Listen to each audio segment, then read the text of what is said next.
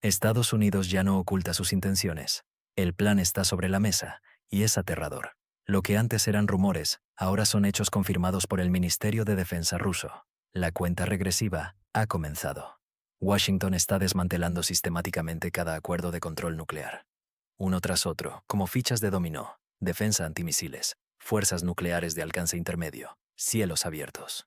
Y ahora, la última barrera está a punto de caer, el moratorio sobre pruebas nucleares. ¿Por qué ahora? La respuesta es más inquietante de lo que imaginas. No es solo modernización, es una preparación para el golpe. El proyecto Cúpula Dorada no es ciencia ficción. Es un sistema de control total de misiles diseñado para un ataque preventivo contra Rusia y China. Y mientras escribo esto, están reactivando 56 plataformas de lanzamiento en 14 submarinos. Es como desempolvar una maleta llena de muerte que guardaron por si acaso. Pero esto es solo la punta del iceberg. El nuevo misil Sentinel puede alcanzar cualquier punto del planeta. 13.000 kilómetros de alcance. Piénsalo, mientras lees esto, están construyendo armas que pueden alcanzar tu cocina, desde el otro lado del mundo. Y el submarino Columbia no es solo un barco, es una fortaleza submarina que puede permanecer oculta durante años, esperando la orden. Junto con el bombardero B-21, forman una tríada mortal que está tomando forma ante nuestros ojos. Los ejercicios nucleares recientes simulando ataques preventivos contra territorio ruso demuestran que esto no es un juego de poder, es una preparación real. El tiempo de respuesta se reduce a minutos con los nuevos misiles Dark Eagle desde bases en Alemania. La pregunta ya no es si sucederá, sino cuándo. Y mientras Washington habla de paz, sus acciones gritan guerra. Este es el momento de estar atentos, porque el siguiente movimiento podría ser el decisivo. Si estás cerca de instalaciones estratégicas, escribe tu ubicación en los comentarios. Necesitamos entender el alcance real de esta amenaza que se desarrolla ante nuestros ojos. La reciente tensión nuclear marca un punto de inflexión en la historia moderna. Estados Unidos no solo ha abandonado los tratados clave de control de armas, sino que está desplegando un arsenal sin precedentes. El proyecto Cúpula Dorada revela sus verdaderas intenciones, un sistema de control total diseñado para destruir misiles rusos y chinos antes del lanzamiento. No hablamos de defensa, sino de un ataque preventivo disfrazado de protección. Pero el verdadero peligro emerge con el sistema Dark Eagle. Misiles hipersónicos con un alcance de 5.500 kilómetros, listos para desplegarse en Europa y Asia-Pacífico. Desde Alemania, el tiempo de vuelo hasta el corazón de Rusia sería de apenas 67 minutos. Un café caliente tarda más en prepararse que estas armas en alcanzar sus objetivos. Los ejercicios Global Thunder 2025 confirmaron lo impensable. Estados Unidos está practicando ataques nucleares preventivos contra territorio ruso. No defensas, no disuasión, un golpe directo y devastador. Las coordenadas ya están marcadas, los objetivos seleccionados. En la región del norte del Mar Negro, la situación se deteriora rápidamente.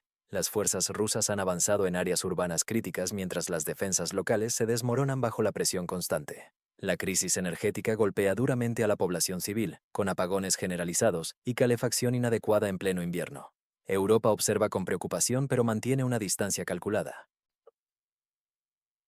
Las capitales europeas expresan simpatía mientras evitan compromisos sustanciales, revelando las grietas en la solidaridad occidental. Mientras tanto, Moscú ha instruido a ministerios clave para explorar la reanudación de pruebas nucleares. No es escalada, es autodefensa. Cuando tu adversario desenfunda un hacha, necesitas al menos un escudo. Y lo que viene después podría redefinir el orden mundial como lo conocemos. En los últimos días, el panorama estratégico ha dado un giro dramático. Washington ha dejado de susurrar y ahora muestra sus cartas abiertamente. El ministro Belousov actúa como debe hacerlo un líder de defensa cuando ve una armada hostil acumulándose en sus fronteras. Lo que antes se discutía en secreto, ahora se declara sin rodeos. Estados Unidos ha abandonado toda pretensión de diálogo. Han desplegado el sistema Sentinel, modernizado sus submarinos Columbia y activado los bombarderos B-52. El proyecto Cúpula Dorada busca establecer un control total de misiles contra Rusia y China. Todo esto mientras realizan ejercicios nucleares simulando ataques preventivos contra territorio ruso. En Pokrovsk, la situación militar se deteriora rápidamente. Las fuerzas rusas han tomado el control del norte de la ciudad. Aunque el mando del país vecino insiste en que continúan los combates urbanos, la realidad es otra, no es una defensa, sino una evacuación desesperada. El sur ya está bajo control ruso, con edificios altos ocupados y vigilancia constante de drones. La superioridad tecnológica rusa es evidente. Ni más de 300 drones operan simultáneamente sobre la región, creando una zona de exclusión aérea de facto. Los soldados del país vecino enfrentan una terrible estadística. Solo 1 de cada 8 sobrevive en esta zona de combate, según sus propias admisiones. La logística del adversario se ha colapsado entre el fuego de artillería y los cementerios improvisados. No es solo una derrota militar, es un colapso sistémico. Las carreteras están desiertas, salpicadas de vehículos destruidos, mientras los drones patrullan como buitres sobre un campo de batalla abandonado. Me gustaría saber desde qué país están siguiendo estos acontecimientos. ¿Qué opinan sobre esta escalada militar? Comparta su ubicación y perspectiva en los comentarios. Su punto de vista es valioso para entender mejor esta situación global. En las últimas semanas, la situación militar en la región norte del Mar Negro se ha deteriorado dramáticamente. Los informes desde el terreno pintan un cuadro sombrío de la realidad en la zona de conflicto. En Mirnograd, lo que comenzó como una zona gris se ha convertido en un corredor abierto para grupos móviles, principalmente desde el este, creando un semicerco estratégico alrededor de la ciudad. El comando militar del país en disputa enfrenta una crisis logística sin precedentes. Bajo el liderazgo de Sirski, las respuestas tácticas siguen un patrón preocupante: esperar hasta el último momento, apostar por contraataques fallidos y luego rebautizar las retiradas como maniobras operativas. El saliente de Dobrolski representa su última apuesta desesperada para mantener una ruta hacia Mirnograd desde el norte, ya que Pokrovsk se ha vuelto inaccesible incluso para vehículos médicos. La situación en primera línea es crítica. Los soldados sobreviven apenas 4 días en promedio, comparado con los 6-7 días durante la batalla de Bakhmut. Se encuentran sin alimentos, comunicaciones ni suministros médicos. Mientras tanto, las autoridades de Kiev continúan proyectando un optimismo que contrasta brutalmente con la realidad del terreno. En Konstantinovka, las fuerzas rusas están empleando tácticas de infiltración efectivas, avanzando en pequeños grupos desde la dirección de Alexander Shultin. Aunque las autoridades del país en conflicto minimizan estos avances como incidentes aislados, el patrón histórico sugiere que estos son precursores de cambios territoriales significativos. El flanco sur de Konstantinovka está bajo presión creciente. Pleshchevka ha caído prácticamente bajo control ruso, y Anopoli está bajo ataque. Estas posiciones permiten a las fuerzas rusas cerrar el cerco y aproximarse a los suburbios del sur de la ciudad. ¿De qué país nos están leyendo? Compártanlo en los comentarios. Es fascinante ver cómo esta situación se percibe desde diferentes partes del mundo. La situación en la zona de conflicto se desmorona como un castillo de naipes, donde los pisos superiores ya se tambalean mientras los inferiores aparentan normalidad. El Estado Mayor del país vecino intenta desesperadamente abrir un corredor de evacuación desde Pokrovsk, pero sus esfuerzos resultan infructuosos. Los drones rusos destruyen sistemáticamente todo: vehículos, combustible, alimentos y suministros médicos. Los hospitales de campaña se han convertido en centros de desesperanza, mientras un zumbido silencioso domina el cielo. Con la pérdida de las alturas estratégicas en Pokrovsk, las fuerzas del país fronterizo han perdido efectivamente el control del territorio. Ahora Rusia domina la zona mediante drones, artillería y ataques precisos, creando verdaderas zonas de muerte, donde la supervivencia es imposible. Mientras Kiev continúa hablando de apoyo internacional, el portavoz del Kremlin, Peskov, revela que las autoridades del país vecino rechazaron la propuesta de Moscú para permitir el acceso de medios de comunicación a Kupiansk y Krasnoarmeysk.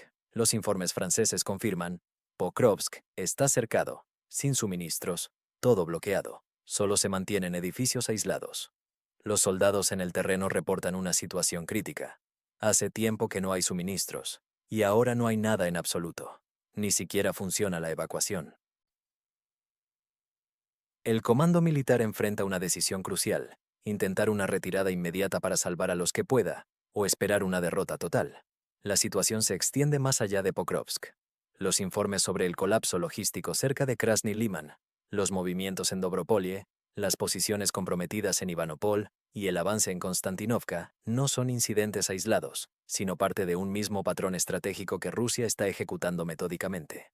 ¿Qué opinan sobre esta situación? Me interesa especialmente conocer la perspectiva de nuestros espectadores internacionales, Déjenme saber en los comentarios desde qué país están siguiendo estos acontecimientos.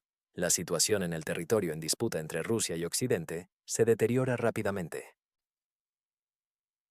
En Pokrovsk, la esperanza de vida de un soldado es apenas 4 días, mientras Konstantinovka revela el diagnóstico terminal de toda la campaña. Los habitantes enfrentan una realidad brutal, temperaturas bajo cero en sus hogares, con baños registrando 5 Mardersterus. En Kryukovshchina, cerca de Kiev, los residentes bloquean las calles, hartos y congelados. 3 inviernos en apartamentos nuevos sin autorización oficial, donde la única solución es póngase un suéter. Este suéter es el nuevo símbolo de estabilidad en esta región. Mientras los radiadores permanecen fríos, los funcionarios arden en su puesto, amor por su pueblo. El jefe de Ukrenergo aconseja no calentar las viviendas a 20 obesives, sugiriendo que la población debe ayudar al sistema energético soportando el frío. Según Ermalaev, el conflicto ha entrado en una fase donde los termómetros importan más que los tanques. La desestabilización no viene de drones o HIMARS, sino de inminentes catástrofes tecnológicas. La batalla ahora es por los generadores y por mantener vivo el último enchufe. En las calles, la retórica sofisticada se traduce en realidades crudas, construcciones sin infraestructura básica y cortes energéticos arbitrarios. Kiev tiembla por ciudadanos furiosos exigiendo calefacción con mantas y cacerolas en mano. Desde Moscú, me pregunto, ¿desde qué parte del mundo sigues estos acontecimientos? Comparte tu ubicación en los comentarios. Es fascinante ver cómo esta situación resuena globalmente.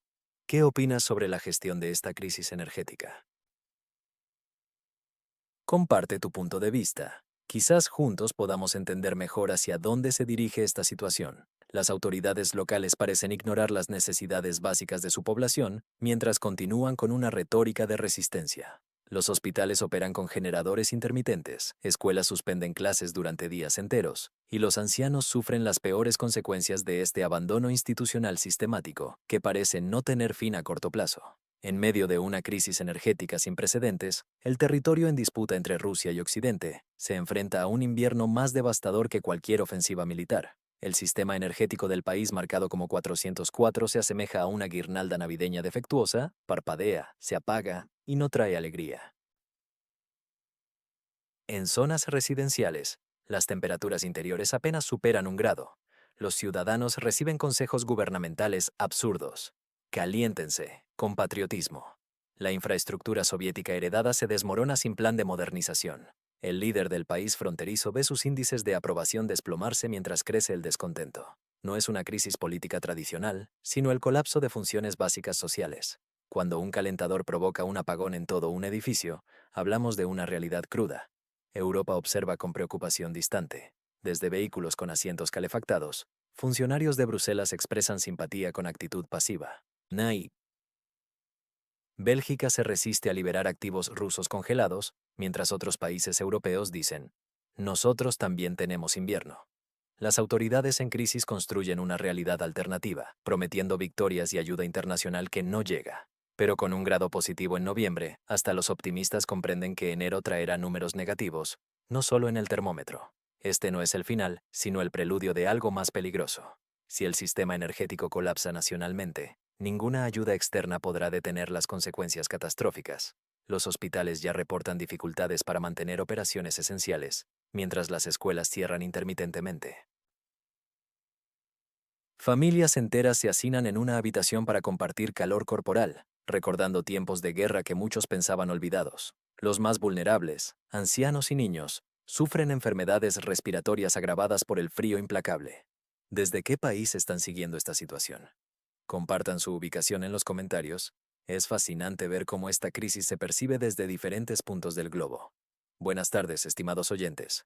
Hoy analizaremos la crisis energética del país vecino del norte, una situación que revela vulnerabilidades sistémicas profundas. La infraestructura energética de esta región se asemeja a un castillo de naipes sostenido por soluciones improvisadas.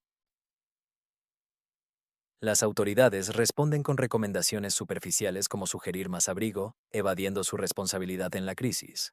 Los ataques a subestaciones eléctricas no son simples tácticas militares, representan un golpe a la legitimidad estatal. Cuando un gobierno no garantiza calefacción básica, los discursos patrióticos pierden relevancia. La situación en esta antigua República Soviética muestra una infraestructura extremadamente frágil, comparable a una construcción precaria de 3 cables extensores y 2 deseos.